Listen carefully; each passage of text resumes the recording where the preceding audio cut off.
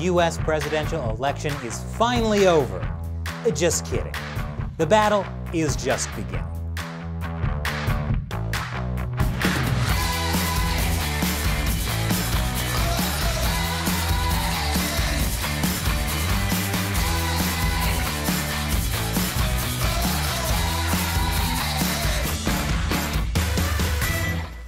Oh, it's a song that never ends. It just goes on and on, my friends. Oh, hi, welcome to America Uncovered. I didn't see you come in. I was just singing the song that never ends to myself for the past week, since it's less annoying than dealing with the election that never ends. Seriously, if your election lasts more than 4 days, aren't you supposed to call a doctor? But Chris, you say, didn't CNN declare that Biden has won? Well, I say it's 2020. Nothing is easy in 2020. Haven't you realized that by now? Trump is not conceding the election. This was from a press conference given after the Associated Press projected Biden would win.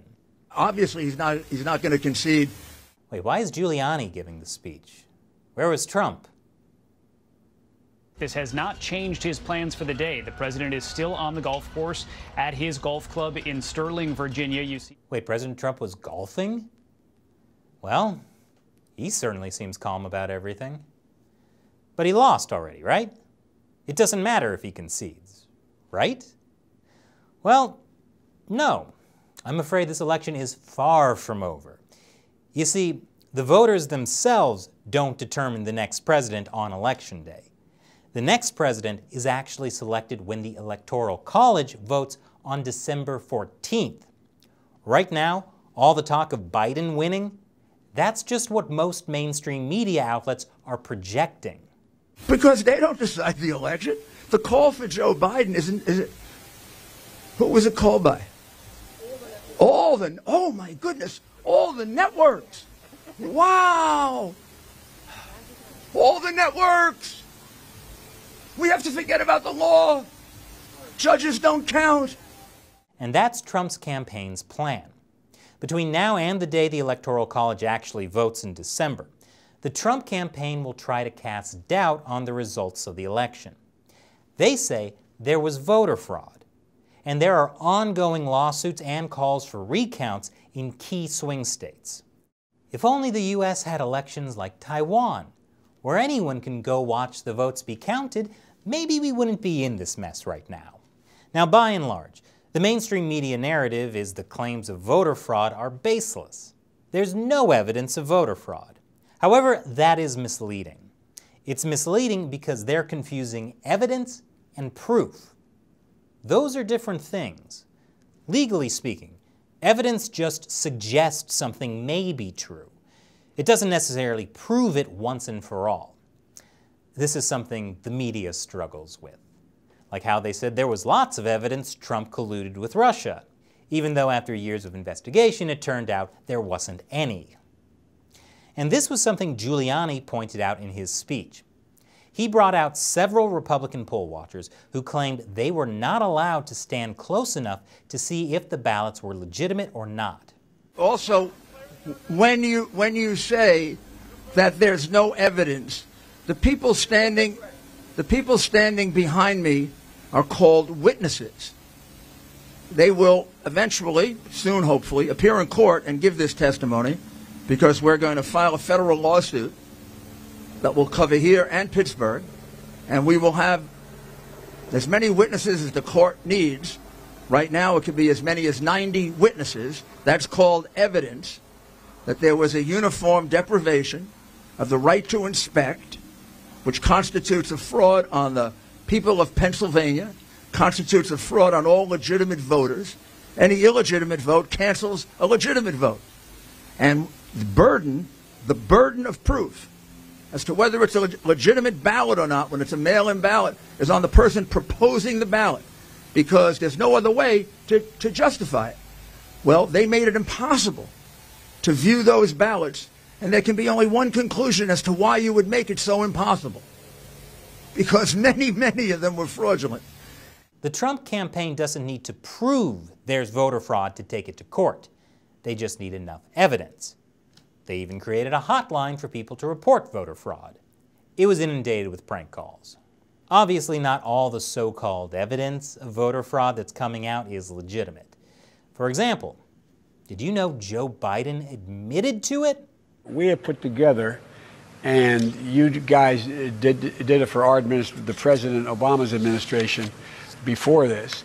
We have put together, I think, the most extensive and inclusive voter fraud organization in the history of American politics. But as Reuters says, it was a slip of the tongue.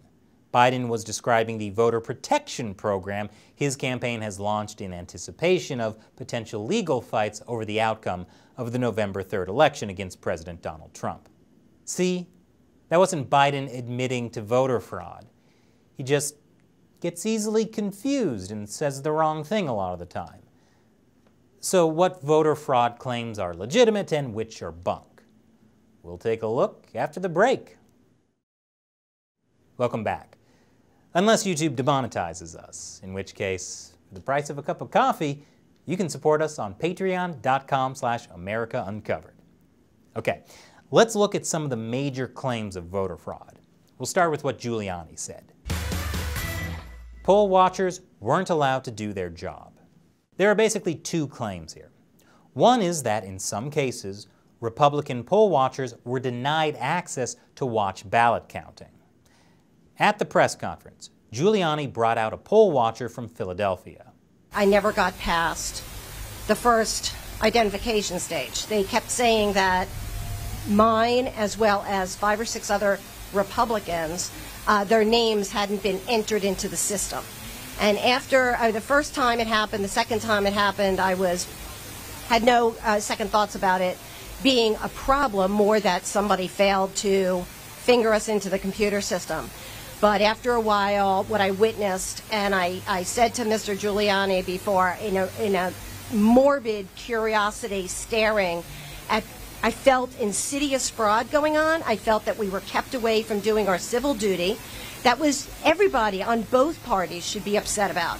The other claim is some ballot watchers were forced to stand too far away from the ballot counting to be able to see. I mean, coronavirus, you know. People have to keep their distance, which is how you ended up with the Philadelphia Inquirer photographing a poll watcher using binoculars to try and see the ballot counting. But on the Thursday after the election, a state judge ordered Philadelphia officials to allow party and candidate observers to move closer to election workers processing mail-in ballots. Nevertheless, according to Giuliani's witnesses and other accounts, that often meant only being allowed 6 feet from the closest ballot counting table. How many people can read the text on a ballot from 6 feet away? Then there's what happened in a ballot counting center in Detroit, Michigan.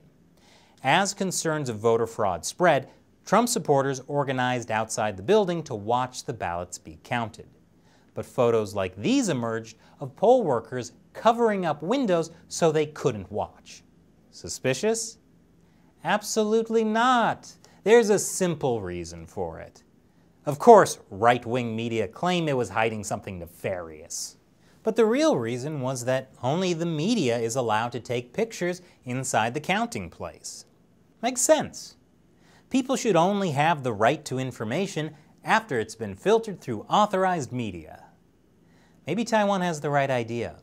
After the polls close, they call out each paper ballot in front of anyone who wants to watch, and they are allowed to take pictures. Now, from these articles clarifying that there was nothing suspicious about the Detroit ballot counting center covering the windows, I couldn't tell if there were authorized ballot watchers inside or not. That point was never mentioned. But look, just because they covered the windows and prevented the public from watching doesn't prove there was fraud. But there are more claims of voter fraud to look at, like statistical abnormalities. I'm sure by now you've seen these graphs showing a sudden surge in Biden votes in the swing states of Michigan and Wisconsin. Basically, Trump was in the lead. Then, officials in these states made the unprecedented decision to shut down for the night. Then, around 4 a.m. on the morning of November 4th, a sudden influx of Biden votes came in. In Michigan, Biden received almost 138,000 votes overnight, while Trump got none. Obviously, it's nearly impossible for that to be legit. And it wasn't. Within 40 minutes of that posting, Decision Desk HQ posted this update saying that was a clerical error. They posted an update that took away about 110,000 votes from Biden and added about 16,000 to Trump. Okay, that looks a little more reasonable. But then, shortly after, they posted another update that added almost 160,000 votes to Biden and only 30,000 to Trump. In other words, those new votes split roughly 85% in Biden's favor. That's unusually high.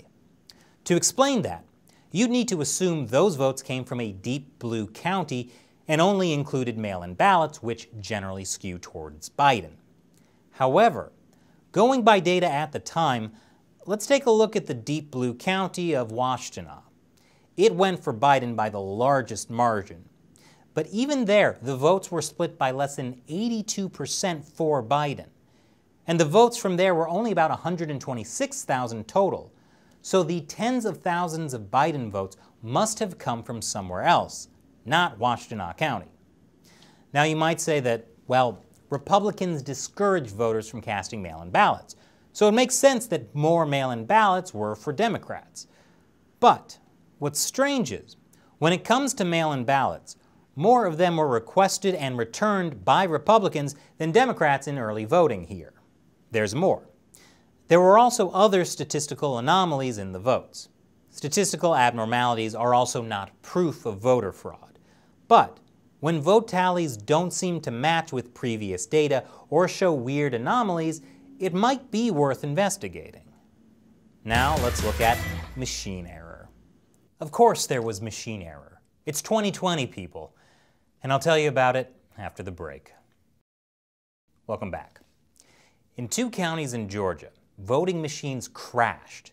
The problem was caused by technicians who made an upload to the machines the night before the election.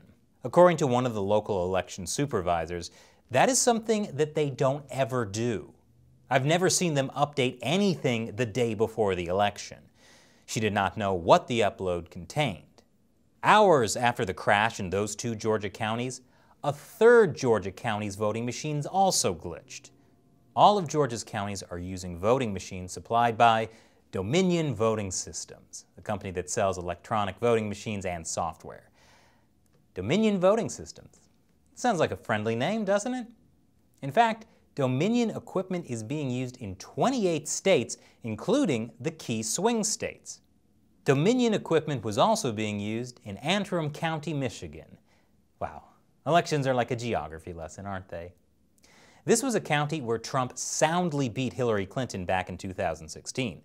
But initial vote totals this year showed Biden was way in the lead, which even this New York Times reporter said makes no sense. And he was right. It was an error. Trump was winning in Antrim. So what kind of error was it?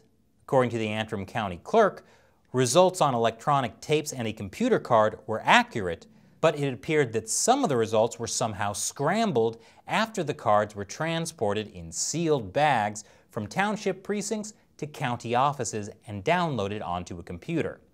And so the Michigan GOP chair said this. In Antrim County, ballots were counted for Democrats that were meant for Republicans, causing a 6,000 vote swing against our candidates. The county clerk came forward and said tabulating software glitched and caused a miscalculation of the votes. Since then, we have now discovered that 47 counties use this same software in the same capacity. Antrim County had to hand count all of the ballots, and these counties that use this software need to closely examine their results for similar discrepancies. Obviously, that caused quite a storm. However, the Michigan Secretary of State has a different explanation. It was not a software error that may have affected 47 other counties. The error was the result of a user error that was quickly identified and corrected, did not affect the way ballots were actually tabulated, and would have been identified in the county canvass before official results were reported, even if it had not been identified earlier. So nothing to worry about, right? Except that it happens elsewhere too.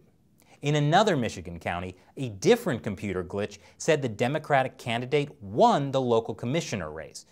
But then, after the glitch was discovered and corrected, it was clear the Republican had actually won. And that county wasn't using Dominion equipment. Dominion is a partner of the Clinton Foundation, by the way. Obviously, there have been long-standing concerns about hacking electronic voting machines. Back in 2006, Princeton University researchers released a video showing just how easy it was. Some in South Korea fear China did successfully hack their election back this year in April. And in the lead up to the U.S. election of 2020, Bloomberg News said hacking was a risk.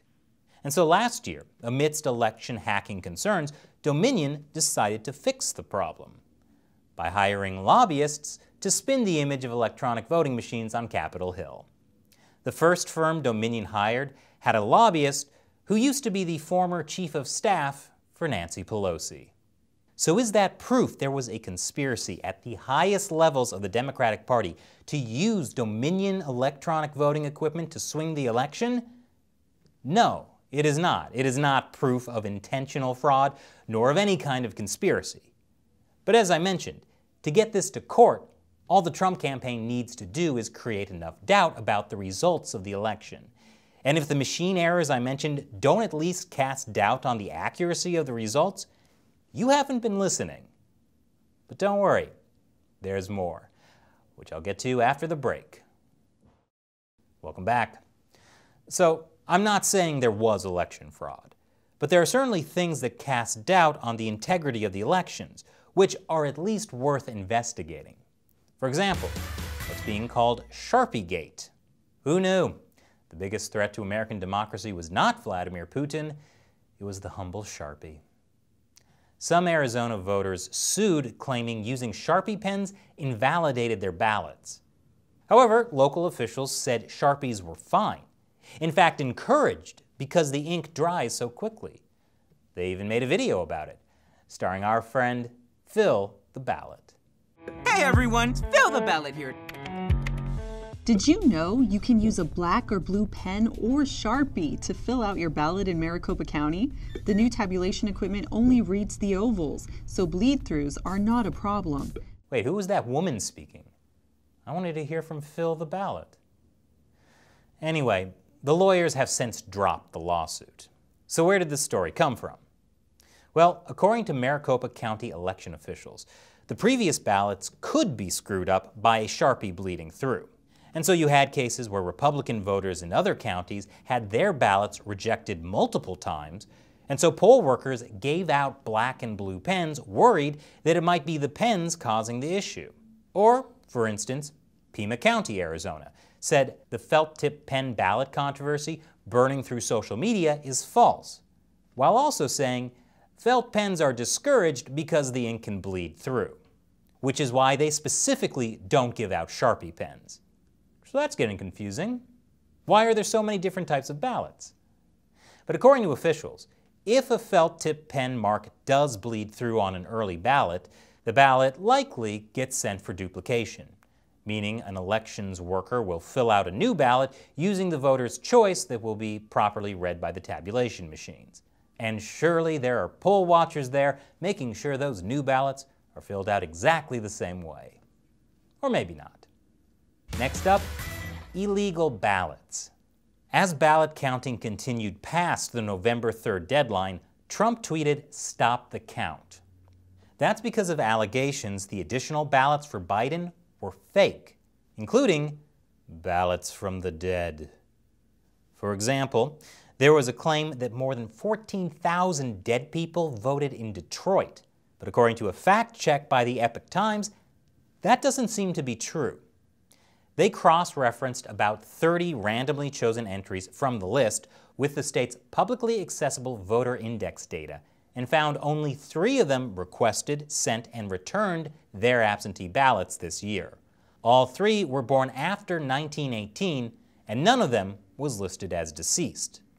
According to a spokeswoman for the Michigan Secretary of State, ballots of voters who have died are rejected in Michigan, even if the voter cast an absentee ballot and then died before Election Day. According to the New York Times, these are run-of-the-mill clerical errors that have been used as false evidence of voter fraud in Michigan. Another example.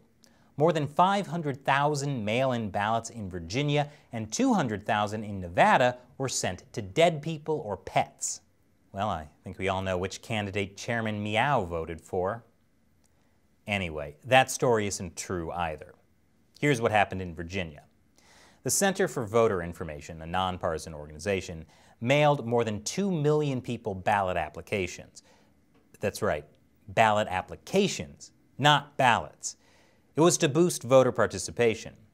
But due to an error by the printing company, 500,000 voters received ballot applications with an incorrect address printed on the return envelope. Here's what happened in Nevada. Nevada, unlike Virginia, mails absentee ballots to all registered voters. Now, these were actual ballots, not applications. Ahead of a primary this summer in Nevada, not the general election, about 226,000 ballots were returned to the election department because those voters no longer reside at the address they provided when they registered to vote. Now, separately from that, CBS reports the Nevada GOP sent Attorney General Barr evidence of 3,000 individuals who appear to have improperly cast mail ballots in the election. A Nevada judge has agreed to expedite the suit, but as of recording, I don't have an update. But the dead voter issue is far from dead. The Trump administration still claims there are instances where dead people have voted. Let me just give you one concrete example, not anecdotal, but concrete example of what we believe to be valid voter fraud in the state of Pennsylvania. I draw your attention to an obituary listed for one Denise Ondish in Allegheny County, born 9/10/1946, deceased 10/22/2020. Her application to vote was received on 10/23, the day after she died.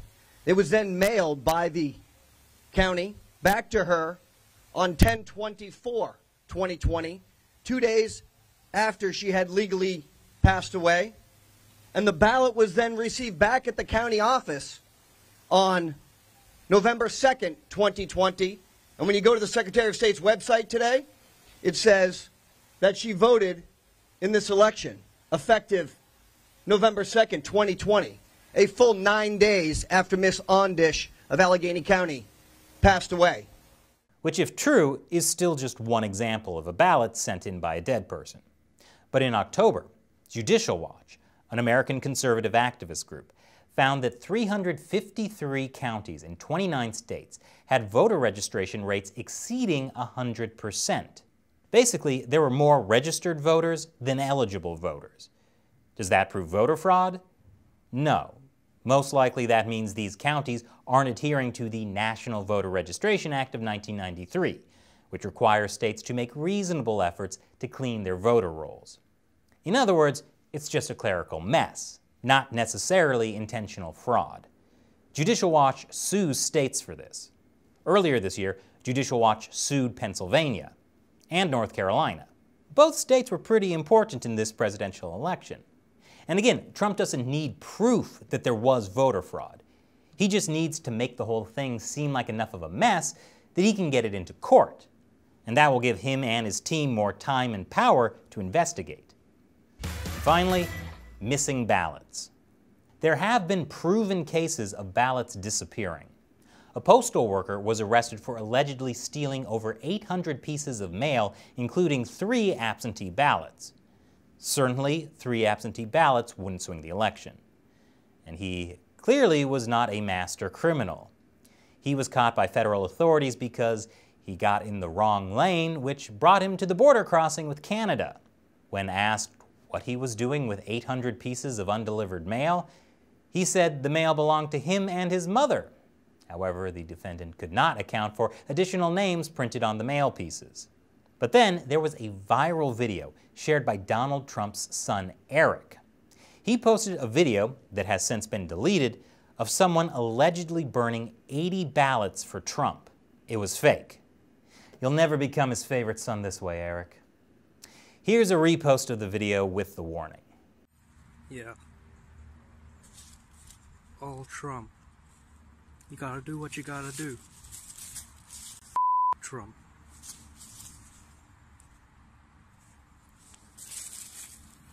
I've got around 80.